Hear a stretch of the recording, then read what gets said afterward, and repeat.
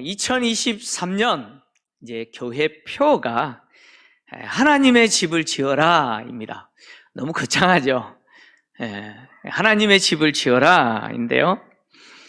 아마 어떤 성도님들은 이 표를 딱 보는 순간 목사님이 교회 건축을 목적으로 이 표를 정했구나 이렇게 생각하시는 분들도 있으리라 생각합니다.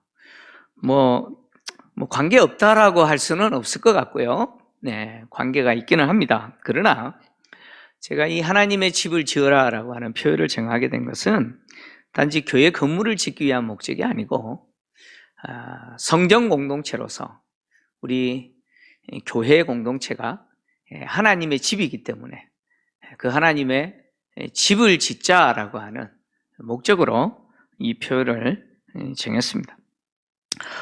신학적으로 건물은 더 이상 성전이 아닙니다. 건물은 성전이 아닙니다. 그러나 비록 건물이 성전은 아니지만 이 교회 건물을 건축하는 것도 이 성전을 건축하는 일과 관계가 됩니다.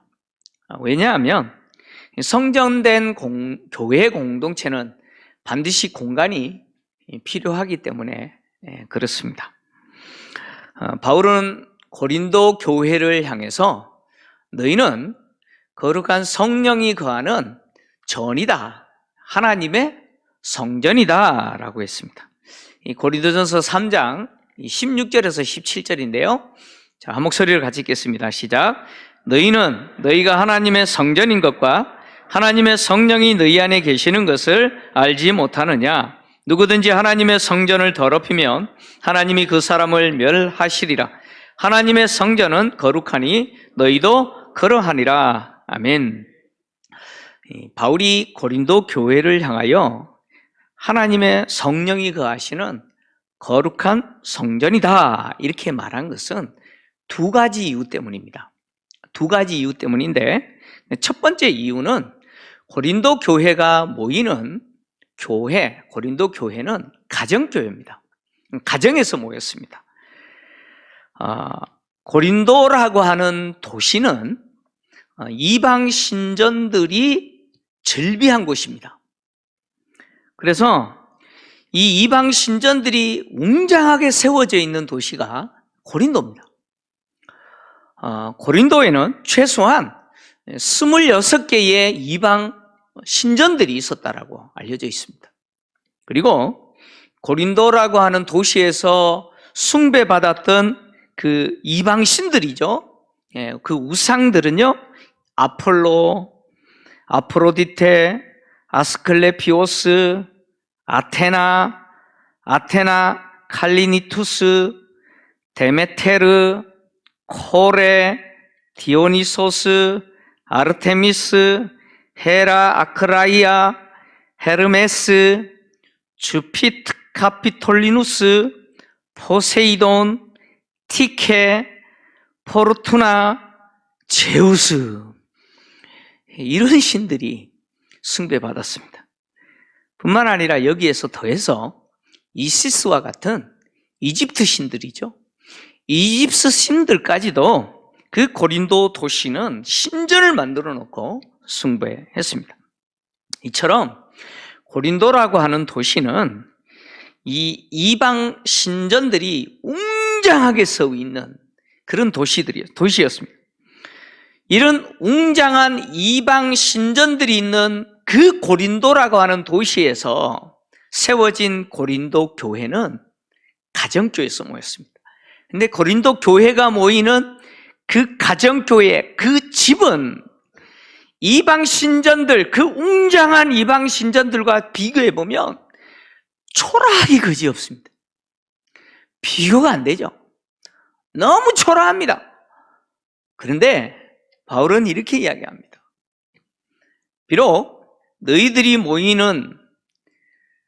공동체가 모이는 교회는 비록 초라한 가정교회, 초라한 집이지만, 그러나 너희 공동체는 살아계신 성령이 거하시는 성전이다. 그래서 이방인들이 이방 신들의 그 웅장한 신전에서 그 이방 우상을 숭배하는 그 신전들의 그 웅장함에 비교되어서 기죽지 마라. 기죽지 마라. 왜? 너희 공동체가 거룩한 성령이 거하시는, 살아계신 하나님의 성령이 거하시는 거룩한 성전이기 때문에 기죽지 마라 라고 말하고 있는 것이죠. 그 다음에 또 고린도 교회 공동체를 성령이 거하시는 거룩한 성전 공동체라고 바울이 말하는 것은 고린도 교회가 분쟁하는 교회였기 때문입니다.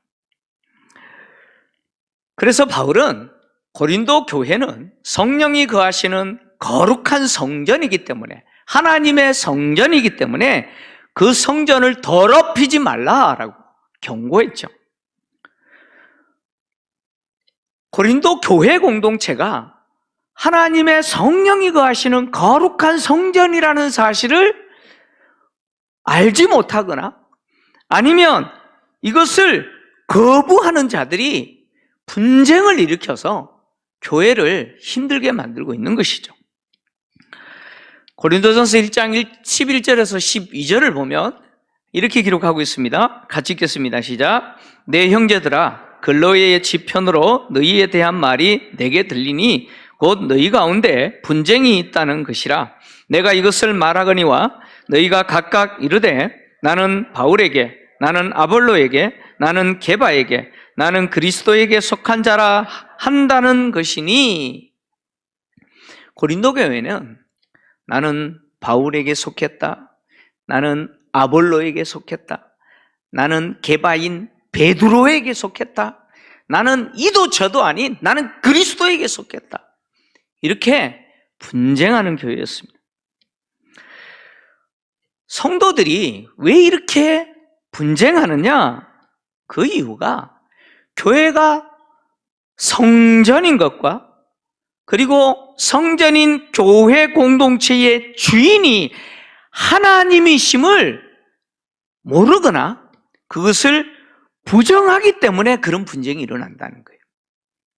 그래서 오늘 우리가 읽은 본문이죠. 본문에서 바울은 고린도 교회를 세우는 사역자로서 자신이 역할을 했고 또 아볼로도 동일하게 그 역할을 했다. 그래서 자신과 아볼로는 하나님의 동력자들아, 하나님의 동력자다. 그리고 바울이 개척했고 바울의 뒤를 이어서 고린도 교회를 목회했던 아볼로가 목회했던 고린도 교회, 그 고린도 교회는 하나님의 밭이고 하나님의 집이다. 바울이 이렇게 표현했죠. 바울이 자신과 아볼로를 하나님의 동력자라고 표현한 것은 교회의 주인은 하나님이시라는 거예요. 자신들은 하나님에게 속한 자로서 교회를 세우시는 주인은 누구냐? 하나님이시고 그 교회를 세우시는 주인 대신 하나님이 자기들을 일꾼으로 세웠다는 거예요. 그래서 자기들은 일꾼에 불과하다는 거예요. 그래서 자기는 고린도 교회를 세운 자고, 다시 말하면 개척한 자고, 자기의 뒤를 이어서 고린도 교회를 목회했던 아볼로 역시 자신의 뒤를 이어서 고린도 교회를 세웠지만 나나 아볼로나 교회의 주인이 아니다는 거예요. 교회의 주인은 하나님이시라는 거예요. 믿습니까? 하나님이시에요. 그래서 자기는 그 교회를 세우기 위해서 터를 닦는 역할을 했고, 자기의 뒤를 이어서 목회했던 아볼로는 자기가 닦은 그 터 위에 교회를 세우는 역할을 했던 충성스러운 일꾼인 뿐이라는 거예요. 그래서 고린도 교회 성도들은 일꾼일 뿐인 자신과 아볼로를 추종하면 안 된다, 안 된다. 바울은 이 이야기를 하는 것이죠. 그리고 자신이 개척했고 아볼로가 뒤를 이어서 목회했던 고린도 교회를 하나님의 밭, 하나님의 집이라고 표현했는데, 바울이 이렇게 교회를 하나님의 밭이라고 표현한 것은 교회는 하나님이 기르시는 농작물이라는 거예요. 하나님이 기르시는 농작물인데 자신들은 하나님이 고용한 일꾼이라는 거예요. 그래서 자기는 심는 역할을 했고, 아볼로는요, 물 주는 역할을 했다는 거예요. 그런데 중요한 것은 심는 자나 물 주는 자나 한 가지지만 그 농작물을 자라게 하시는 주인은 누구세요? 하나님이시라는 거예요. 하나님이시라는 거예요. 뿐만 아니라 교회를 하나님의 집이다 이렇게 표현했는데, 이 고린도 교회를 하나님의 집이라고 표현한 것은 교회는 하나님이 건축하시는 건축물이라는 거예요. 그래서 자기는 예수 그리스도라고 하는 터를 닦았고, 아볼로는 그 터 위에 교회를 세우는 역할을 했던 일꾼일 뿐이라는 거예요. 결국 교회를 세우는 그 건축주는 누구라는 거예요? 건축주는 누구예요? 하나님이시라는 거예요. 그래서 교회라고 하는 하나님의 집을 건축하는 일에 있어서 집 주인은 하나님이시고, 자신과 아볼로는 그 하나님이 시키는 일을 하는 건축하는 일, 노동자, 하나님이 고용한 일꾼의 역할을 했다는 거예요. 중요한 것은 터를 닦은 자신이나 자신이 닦은 터 위에 교회를 세웠던 아볼로나 똑같이 주인이신 하나님이 고용하신 일꾼. 그래서 교회의 주인은 누굽니까? 하나님뿐이시라는 거예요. 근데 그 일꾼을 고린도 교회가 추종하면서 나는 바울파다, 나는 아볼로에게 속했다, 나는 게바에게 속했다 그러면서 분쟁하고 있다는 것이죠. 바울은 자신이 능숙한 건축가처럼 고린도 교회가 하나님의 집으로 예수 그리스도라는 터 위에 세워질 수 있도록 그 터를 닦는데 애를 썼다라고 이야기하죠. 고린도 교회가 세워지도록 자신이 했던 역할은 터를 닦는데, 그 터는 예수 그리스도라고 이야기합니다. 바울이 말하는 고린도 교회의 터가 예수 그리스도다라고 말하는 것은 바로 예수 그리스도에 관한 복음 위에 교회가 세워졌다는 것이죠. 그리고 예수 그리스도에 관한 복음이라고 하는 것은 바로 십자가에 못 박히신 예수 그리스도에 관한 메시지죠. 바울은 이것을 전하여서 교회가 세워지도록 했다는 것이죠. 바울이 교회 공동체를 하나님의 밭, 하나님의 집 이렇게 선언한 것은 교회 공동체는 사람에게 속한 공동체가 아니라는 것입니다. 교회 공동체는 하나님께 속한 공동체죠. 그래서 나는 바울에게 속했다, 나는 아볼로에게 속했다, 나는 게바에게 속했다, 이런 말이 있으면 안 된다는 거예요. 그런 일이 있으면 안 된다는 거예요. 왜요? 바울도 하나님께 속했고, 아볼로도 하나님께 속했고, 그리고 하나님의 밭과 하나님의 집인 고린도 교회 성도들 다 누구에게 속해 있어요? 하나님께 속한 자라는 거예요. 그래서 교회는 이런 일들로 분쟁하면 안 된다는 것이죠. 바울은 교회를 하나님의 집이라고 이렇게 표현했는데, 이제 3장 16절에 가면 하나님의 성전이라는 개념으로 바꿔요. 바울이 교회를 하나님의 집에서 하나님의 성전이라는 개념으로 바꾸어 표현한 것은 바로 교회는 하나님의 집이면서 하나님의 성령이 거하시는 성전이기 때문이죠. 교회가 거룩한 성령이 거하시는 성전이기 때문에 이 사실을 망각하기 때문에 교회 안에 무엇이 있는 거예요? 분쟁이 있는 것이죠. 분쟁이 있는 거예요. 교회의 주인이신 하나님을 부정하는 사람은 없죠. 아마 여기 계신 분들이 교회의 주인은 하나님이 아니시다라고 말하는 사람은 아마 한 명도 없을 거예요. 그죠? 우리는 다 교회의 주인은 하나님이십니다 라고 그렇게 말을 합니다. 근데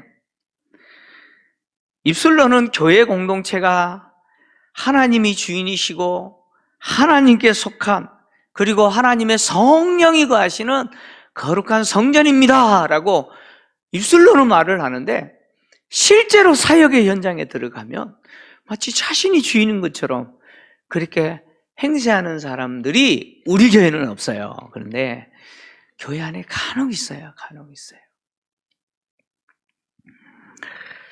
우리는 하나님의 집입니다.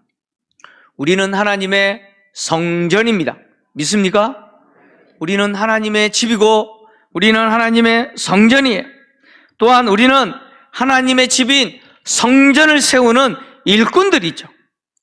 하나님의 집을 지을 때 우리는 서로가 경쟁하는 대상이 아니에요.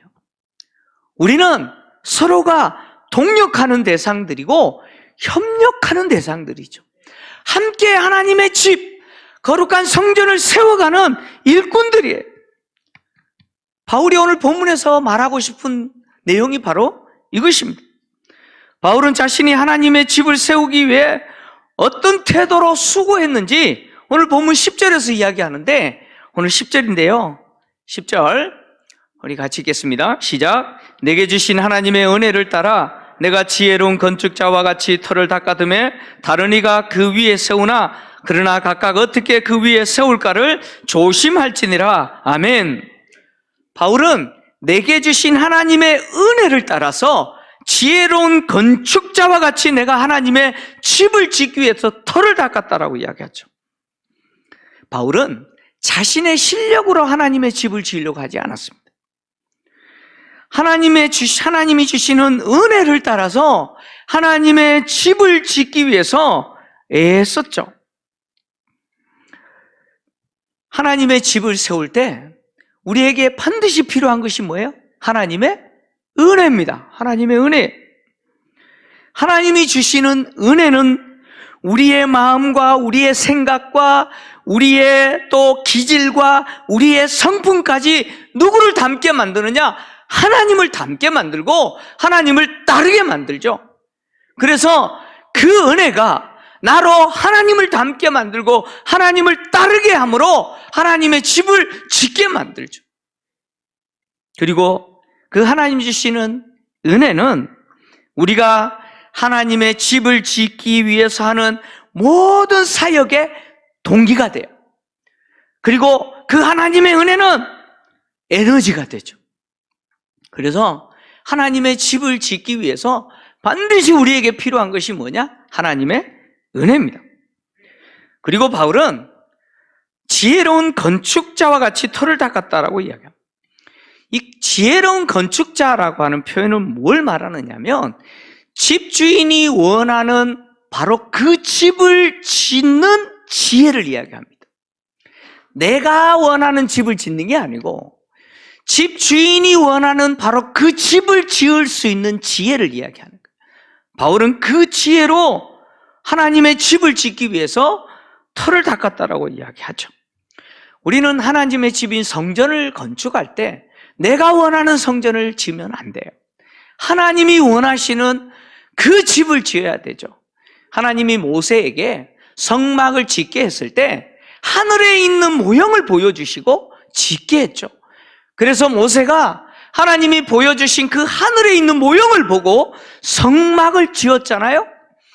모세가 보여주고 있는 이 모습이 바로 오늘 바울이 말하고 있는 지혜로운 건축자의 모습이죠.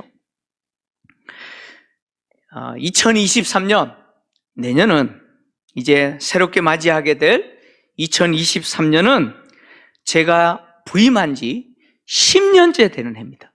와, 시간이 벌써 이렇게 됐어요. 10년째 되는 해입니다. 제가 지난 시간 동안 했던 사역은 하나님의 집인 성전 공동체를 세우기 위해서 기초를 열심히 다지는 일을 했습니다. 바울이 말한 대로 김포 제1교회 공동체라고 하는 이 성정 공동체가 바로 세워지도록 터를 다시 세우는데 애를 썼습니다. 우리 성도님들 중에 다른 교회를 출석하는 친구들이 간혹 이렇게 묻는 경우가 있죠. 김포 제1교회 목사님 설교는 어때? 라고 이렇게 묻는 경우가 있어요. 그러면 우리 성도님들이 어떻게 대답을 하냐면 말도 하지 마. 그냥 성경만 말해. 성경만. 아우 말도 하지 마. 그냥 성경만 말해. 성경만. 여러분들이 그렇게 대답하고 계신다는 거 저 잘 알고 있습니다. 네. 맞습니다. 저는 지금까지 성경만 이야기했습니다. 그리고 앞으로도 성경만 이야기할 겁니다. 왜냐하면 교회는 예수 그리스도 위에 세워져야 되기 때문에 그렇습니다. 예수 그리스도 위에 교회가 세워져야 되기 때문에 저는 계속해서 성경만 이야기할 겁니다. 저만 성전으로서 교회 공동체를 세우는 일꾼이 아니고 오늘 여러분 모두가 이 하나님의 성령이 거하는 성전을 세우는, 건축하는 일에 하나님이 부르신 일꾼들입니다. 이제부터는 모든 성도들이 하나님의 집을 짓는 성령이 거하시는 거룩한 전으로서 공동체를 세우는 일에 헌신해야 됩니다. 우리가 지어야 할 집인 성전은 내가 생각하는 건물이 아니죠. 내가 생각하는 공동체가 아니고 하나님이 원하시는 그 공동체로서 성전을 세워야 됩니다. 오늘을 사는 이유라는 책을 쓴 오스기니스라고 하는 유명한 사회학자가 있어요. 이 오스기니스가 오늘을 사는 이유라는 책에 이렇게 기록했어요. 자, 화면을 좀 띄워주시고요. 보이시나요? 네, 한번 좀 같이 읽겠습니다. 시작. 인간이 이룩한 아무리 장엄하고 훌륭한 업적이라 할지라도 시간과 파도에 휩쓸려 간 모래성일 뿐이다. 그리고 우리의 작은 사업과 노력들은 역사의 바람 속 휘파람에 불과하다. 결국에는 시간의 모래가 우리가 누구이고 무슨 일을 했는지 추적할 수 없도록 모든 것을 덮어버릴 것이다. 아멘. 오스기니스는 이 땅에서 우리가 아무리 위대한 일을 했다 할지라도 그 시간이라고 하는 파도와 시간이라고 하는 모래가 덮어버리고 쓸어버리는, 그래서 그렇게 쌓았던 모래성이 순식간에 사라져버리는 것처럼 우리가 했던 그런 것들도 순식간에 사라져버릴 거리가 합니다. 때문에 우리는 영원히 지워지지 아니하고, 그래서 현재 내가 하고 있는 그 일이 장차 이루어질 하나님의 나라에서도 여전히 유효한 그것을 해야 돼요. 믿습니까? 그것을 해야 돼요. 그것이 뭡니까? 하나님의 집을 짓는 거예요. 하나님의 집을 짓는 거예요. 하나님이 세우시고자 하는 하나님의 집인 성전 공동체는요, 예배하는 공동체, 모든 성도가 제사장으로 봉사하는 공동체, 만민이 모여 기도하는 공동체, 하나님의 진리의 말씀을 가르치고 배우는 공동체, 세상의 모든 민족을 회복시키는 공동체, 바로 그 공동체가 성전 공동체죠. 하나님은 이런 성전 공동체로서 하나님의 집을 짓는 자로 우리를 부르셨습니다. 2023년 한 해 동안 우리에게 주신 표대로 하나님의 집을 짓는 자로서 여러분 자신을 드리시기를 원합니다. 여러분의 전 존재를 드리시기를 원합니다. 우리가 하나님의 집을 지으려고 할 때 하나님이 다윗에게 말씀하신 것처럼 네가 내 집을 짓는 것이 아니라 내가 너의 집을 지어줄 거라고 말씀하셨던 것처럼 우리가 하나님의 집을 짓기 위해서 우리 자신을 드릴 때 하나님은 우리의 집을 지으시고 우리의 가정을 세우실 줄 믿습니다. 내년 한 해 동안 이 복이 있기를 주의 이름으로 축원합니다.